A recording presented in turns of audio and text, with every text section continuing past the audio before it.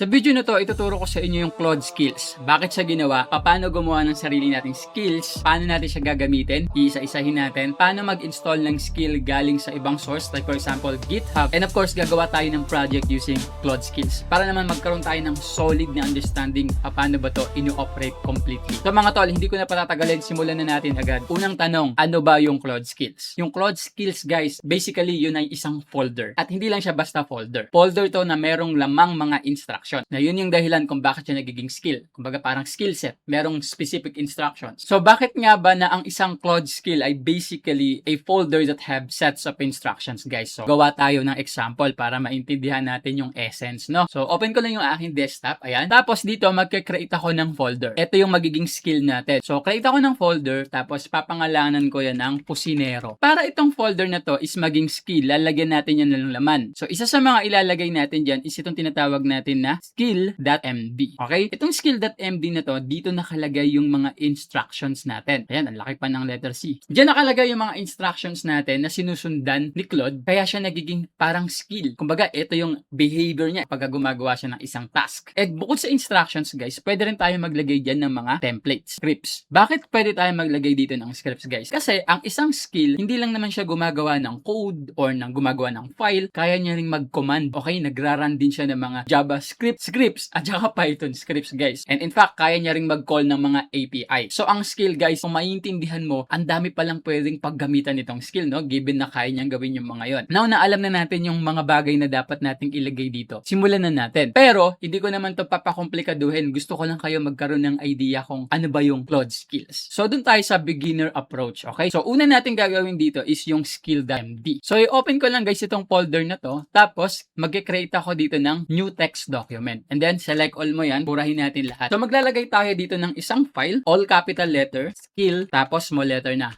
.md. So, hindi na siya txt ha, .md na. And then, save. May lumabas na warning. So, i-yes nyo lang yan, mga tol. Now, lalagyan na natin yun ng instructions. Yan yung pinaka magiging skill ngayon nitong ating Cusinero na folder. Okay? So, i-open lang natin to using VS Code. Ngayon, ano-ano yung ilalagay natin dito? So, sundan nyo lang ako ha. Ito na yung magiging example ninyo kung paano gumawa kapag kayo naman yung gagawa. So, una, maglalagay lang ako dito ng 3 dash. Tapos sa baba, 3 dash ulit. And then sa loob niyan dito ako maglalagay ng name, pangalan ng ating skill. So itong name na to, ito rin yung tatawagin natin kapag gagamitin natin siya. So ayan, name, colon, space, tapos ano yung pangalan? So sabihin natin Cusinero. Ayan. Tapos sa baba niyan, lalagay ko naman yung description. So meron na akong inihandang description dito. Sabihin ko sa Tagalog. Dahil Cusinero yung gagawin kong skill, sabi ko dito, magbibigay ako sa kanya ng pangalan ng isang putahe or ng ulam. For example, adobo, tinola, sinigang, ayan. Tapos, ililista niya yung ingredients na kailangan at saka bibigyan niya ako ng malinaw na step by step ng recipe kung papaano siya lutuin. Okay, kaya nga siya Cusinero eh. So, after that, ng description, maglalagay ako ngayon ng heading 2. So, maglalagay lang tayo ng 2 hashtag tapos instruction. And dito, maglalagay ako ng trigger. When user gives a dish name, ito yung gagawin mo. Sa baba, number 1, bold fonts. Paano maglagay ng emphasis? Simple lang mga tol, maglagay lang tayo ng asterisk. So, bale 4, no? Sa gitna tayo magsulat ngayon.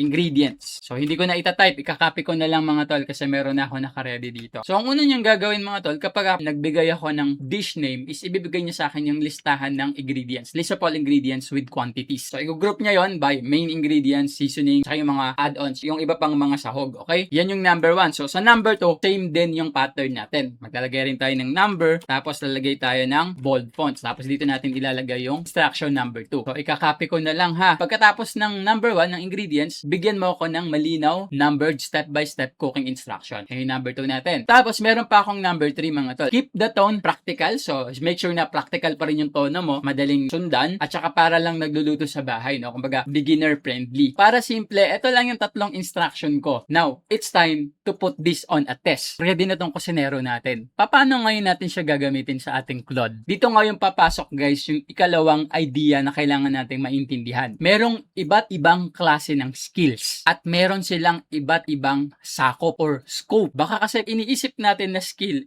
general na yon. Hindi ganoon mga tol. May iba't ibang klase ng skill at meron silang iba't ibang klase ng scope or kumbaga sakop. Para mas maintindihan natin to bago natin gawing skill yan, yung Cusinero, i-open ko lang guys yung aking PDF notes. By the way mga tol, sa mga interesado nga pala na magkaroon nitong PDF notes ko guys, ilalagay ko na lang yung link dyan sa description o kaya sa comment. And also, dito ayan. Puntahan nyo na lang yung website na yan and nandyan lahat ng mga PDF notes ko. Now, bakit ako gumawa ng PDF notes, guys? One of the reason kasi, example, ako kagaya nito, hindi ko naman kasi kaya lahat tandaan, no? So, mahalaga sa akin na meron akong notes na binabasa. Kagaya nito mga tol, sa pagbibideo ko ngayon, gumagamit ako ng notes. And yes, kahit na meron tayong tutorial video, ang hirap kasi kung pupunta na naman tayo doon, tapos backward, forward na naman tayo. Iba talaga kapag ka meron kang notes kasi madali na sa yung alalahanin or balikan kung ano man yung mga pinag-aralan mo. Kung interesado ka, andyan yung link sa description, comment, at saka eto guys, ayan. Okay, balik na tayo sa topic. So, makikita ninyo dito sa notes ko mga tol na meron tayong iba't ibang klase ng skills. Bibigyan ko lang kayo dito ng overview para magkaroon tayo ng idea. Now guys, kung mapapansin ninyo, yung personal skills, hindi mo siya magagamit sa Claude Chat at saka sa project. Pero magagamit mo siya sa Claude Code. Ako sa mga development ko, meron akong mga task na gusto ko ganito yung specific behavior at ginagawa ni Claude. Para hindi ako paulit-ulit ng describe at bigay ng instruction. Gumagawa ako ng mga personal skills. Na itong mga skills na to guys, kapag ka nasa Claude Chat ako, hindi ko siya magamit. Pero kapag ka nasa Claude Code ako, nagagamit ko siya. And ang pinakamatindi nito, hindi ko mo nasa Claude Code ka, nagagamit mo na siya. Specific siya sa isang folder. For example, Project 1. Tapos inopen ko yun sa Claude Code. Gumawa ako ng skill kasi may paulit-ulit akong instruction. Para hindi paulit-ulit, gagawa ako ng personal skills. Tapos nag-open ako ng ibang folder na naman. Claude Code pa rin. Pagdating doon, hindi ko na magamit yung specific skill na ginawa ko. Kasi sobrang specific niya mga tol. With this being said guys, hindi lahat ng skills na gagawin natin pwede natin gamitin kahit saan. At hindi lahat ng skill is pare-parehas. Itong kusinero, ito yung isa sa halimbawa ng personal skills. Okay? Customize. Kumbaga, ako mismo yung gumawa. Meron kasing mga skill guys na reposcope. Pag sinabi naman natin na reposcope, ito guys, reposcope, ibig sabihin, ito yung mga skill na nakasave lang sa repository. Halimbawa, itong kusinero na ginawa ko hindi nakasave sa computer ko, hindi nakasave sa kahit saan, nasa repo ko lang. Pwede pa rin siyang gamitin ni Claude kapag connected si Claude dun sa aking repo. Yun yung tinatawag natin na reposcope. Okay? Hindi siya pwedeng gamitin kahit saan. Magagamit lang siya dun sa specific repo kung saan dun siya nakalagay. Pag sinabi naman natin na plug-in skills, ito naman yung mga skills na makikita natin sa marketplace. So, papakita ko sa inyo yung plug-in skills guys ha. So, dito mga tol, makikita ninyo na inopen ko yung aking Claude desktop. And then, papansinin ninyo dito sa customize, and then baba tayo, makikita ninyo na meron tayong plugins. Then, mag-browse tayo dito. Ito guys, makikita ninyo yung mga plugins from Anthropic. Itong mga tol, kapag ka-inad natin yan, meron silang specific sets of skills na pwede natin gamitin. Ito yung mga plug-in skills na tinatawag. And hindi lang naman ito yung plug-in skills. Kung alam niyo yung marketplace, dito nakalagay yung superpowers. Gagawa rin tayo siguro ng example ko paano natin to gagamitin. So, basahin muna natin. Yung Claude superpowers daw is ginagamit for brainstorming, sub-agent development with code review, debugging, TDD, and skill, etc. So, mga tol, ito useful to kapag ka meron kang development na gustong gawin. Lalo na kapag ka hindi ka naman pro, pwede mo itong gamitin guys, /brainstorm, something like that, para mag-brainstorm ng idea. Tapos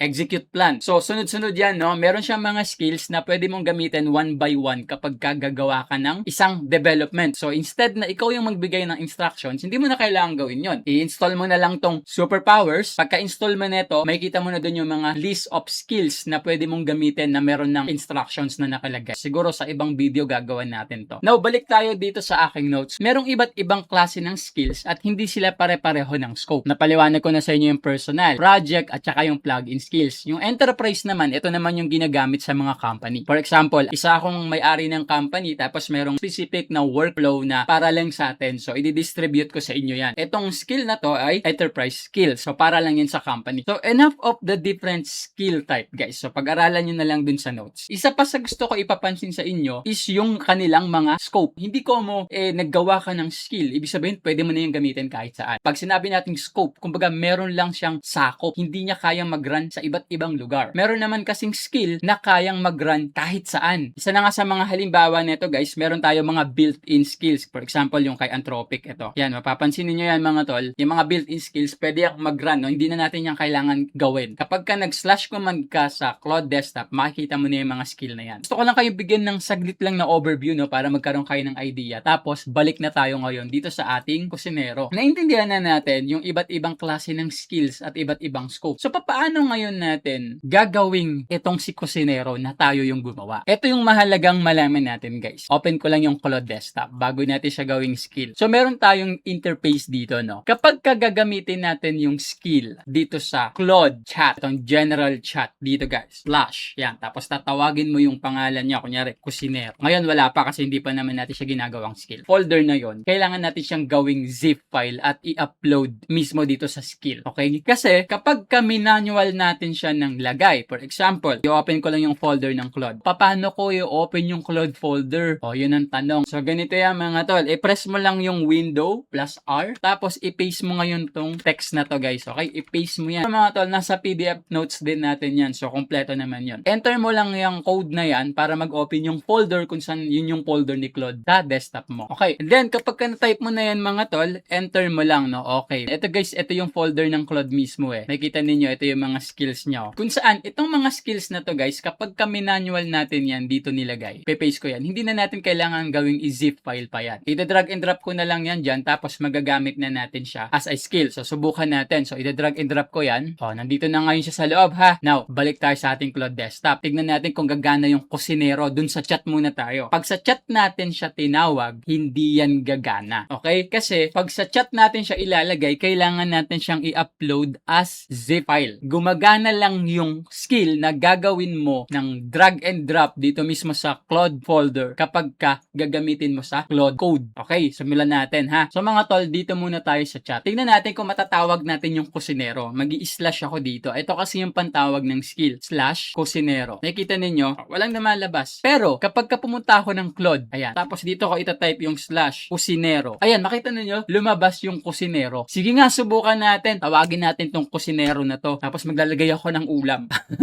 Teka lang, ano ba maganda? Doon muna tayo sa medyo madali, no? Menudo. Dapat ilalagay niya yung list of ingredients at saka yung recipe. Okay? So, enter natin. O, tignan natin kung ilalagay niya ba talaga. Ayun, nilagay niya, ingredients. O, diba? Ayan, nakita ninyo. Nilabas niya na yung ingredients, guys. At saka yung recipe. Ito yung ingredients. So, ayan, carrots, kung ano-ano pa. Ayan, tapos nilagay niya rin yung seasonings. Okay, optional add-ons. Gusto mo daw ng hotdog or Vienna sausage. Tapos, asukal. Ayan, ito yung recipe. Paano siya niluluto? O, i-marinate, i-saute, whatsoever. Okay? So, nakita natin na nung dinrag and drop natin sa loob ng Claude na folder yung kusinero na skill, gumana siya sa Claude Code. Pero, hindi siya gumagana sa Claude Chat. So, pupunta tayo sa Claude Chat. Ito yung regular chat. Tapos, nilagay ko yung slash kusinero. Tapos, maglalagay ako adobo. Tingnan niyo mangyayari. Pilipino pala, whatsoever. Hindi niya nagawa yung task. Yan yung sinasabi ko sa inyo, guys. Na kapag kayong isang skill ginawa ninyo, depende yan sa scope, okay? Kung saan mo siya gagamitin. Kapag gagamitin mo siya sa code or sa Claude Code, pwedeng drag and drop na lang yan. Okay? So, ulitin natin ha. Ilalabas ko yung skill. Ayan, yung kusinero. And then, let's say, etong kusinero na skill na ginawa natin,